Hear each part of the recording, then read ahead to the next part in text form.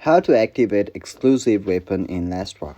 Go ahead to Last War and then here to unlock the exclusive weapon, so you will have to unlock it via your heroes. So you can simply go to your hero section and then those exclusive weapon isn't available for each and every hero, but it's available for different heroes that are of higher tier. So for example, if you go to Kimberly, so she has a particular weapon that is her exclusive weapon, so it will unlock only after you unlock the hero strat, unlock the hero basically, and then you must have got the 5 hero strats. So you must have got your hero to 5 hero strats and then you will unlock the exclusive weapon. Simply by pressing on the option, you can see you'll first create the hero, and then only after you reach the 5 strats you'll be unlocking the exclusive weapon. So once you have the exclusive weapon, you can use the weapon upgrade cards in order to upgrade the weapon, exclusive weapon, but you cannot generally use it